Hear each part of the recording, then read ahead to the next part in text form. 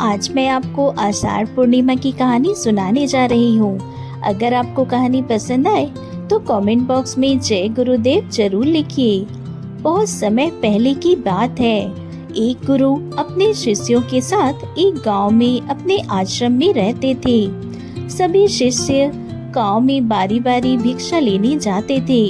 एक दिन उनका एक शिष्य जिसका नाम भोला था, गांव में भिक्षा लेने गया और घर घर जाकर भिक्षा मांगने लगा।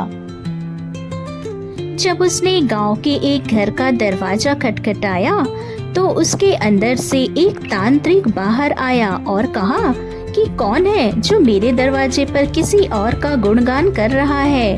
तब भोला बोला, मेरे गुरुदेव सर्व सामर्थ्य हैं। जब तांत्रिक ने यह सुना तो उसे बहुत क्रोध आ गया और वह बोला, तेरा यह साहस कि तू मेरे दरवाजे पर आकर किसी और का गुणगान करे, देखता हूँ कितना सामर्थ्य है तेरे गुरुदेव में। जा, मैं तुझे श्राप देता हूँ कि तू कल का उगता हुआ सूरज नहीं देख पाएगा। आज रात ही तेरी मृत्यु हो जाएगी। शिष्य ने जब यह सुना तो वह तांत्रिक को देखता ही रह गया। गांव के आसपास के लोग बातें करने लगे कि इस तांत्रिक का दिया हुआ श्राप कभी खाली नहीं जाता। शिष्य बेचारा उदास मन से आश्रम की ओर चल दिया और रास्ते भर सोचता रहा कि आज मेरा आखिरी दिन है। जब वह आश्रम में आया तो गुरुदेव ने कहा, भोला ले आए तुम भिक्षा? तब शिष्य बोला, हाँ गुरुदेव, भिक्षा में मैं अपनी मौत ले आया हूँ। और फिर उसने सारी बात अपने गुरुदेव को बता दी। एक कोने में चुपचाप उदास बैठ गया। फिर गुरुदेव ने कहा, चलो भोला भोजन कर लो। तब शिष्य बोला, गुरुदेव यहाँ मेरे प्राण सूख रहे हैं और आप भोजन करने की बात कर रहे हैं। तब गुरुदेव बोले, भोला अभी तो पूरी रात बाकी है, तुम अभी से चिंता क्यों कर रहे हो? लेकिन भोला ने भोजन करने से मना कर दिया।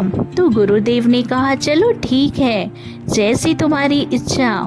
यह कहकर गुरुदेव वहाँ से चले गए।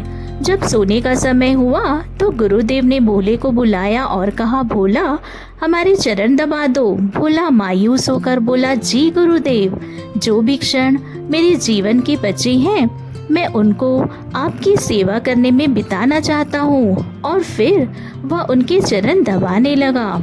गुरुदेव बोले, भोला चाहे जो भी हो जाए मेरे चरण छोड़कर मत जाना। तब भोला ने कहा, गुरुदेव मैं कहीं नहीं जाऊंगा।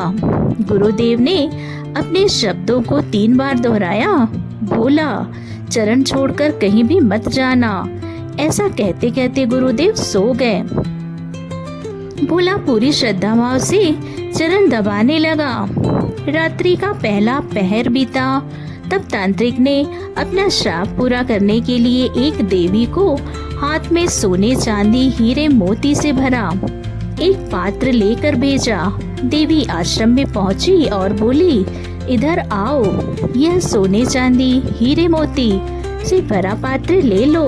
भोला बोला, मुझे लेने में कोई परेशानी नहीं है, लेकिन मुझे क्षमा करें, मैं वहाँ आकर नहीं ले सकता। अगर आपको देना है तो आप यहाँ आकर दे दीजिए। यह सुनकर वह देवी कहने लगी, नहीं नहीं, तुम्हें यह पात्र यहीं आकर लेना पड़ेगा। देखो इसमें कितना सोना चांदी है। भोला बोला, नहीं, अगर देना है तो आप यहीं आ जाइए। तांत्रिक का पहला पासा असफल रहा। अब रात्रि का दूसरा पहर बीतने को था तो तांत्रिक ने दूसरा पासा फेंका। तांत्रिक ने इस बार भोला की माँ का रूप बनाकर भेजा। दरवाजे पर आकर माँ ने कहा, बेटा तुम कैसे हो? भोला ने जब अपनी माँ को देखा तो सोचने लगा, अच्छा हुआ माँ के दर्शन हो गए, मरने से पहले माँ से भी मिल लेता हूँ। माँ बनी औरत बोली, बेटा आओ मेरे पास, मेरे गले से लग जाओ, बहुत दिन हो गए तुमसे मिले हुए। भोला बोला, क्षमा करना माँ, लेकिन मैं वहाँ नहीं आ सकता, मैं गुरुदेव के चरण दबा रहा हूँ, आप यहीं आ जाइए। फिर वह औरत वहाँ से चली गई। फिर रात्रि का तीसरा पहर बीतने को था। इस बार तांत्रिक ने एक राक्षस भेजा। राक्षस आश्रम के दरवाजे पर जाकर बोला, चल मैं तुझे लेने आया हूँ, तेरी मृत्यु आई है।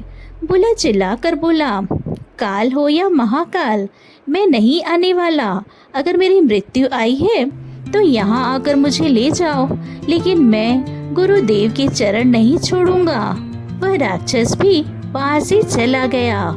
सुबह हुई, गुरुदेव जागे और बोले, सुबह हो गई। भोला बोला, गुरुदेव सुबह तो हो गई।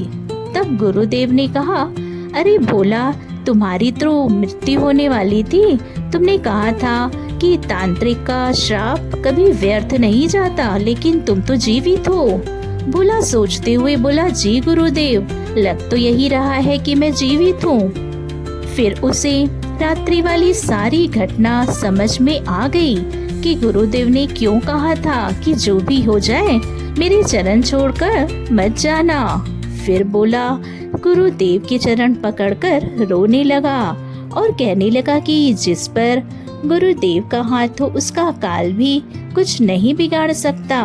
गुरु की आज्ञा पर जो शिष्य चलता है उसे मौत भी आने से पहले एक नहीं कई बार सोचती है। जय हो गुरुदेव की।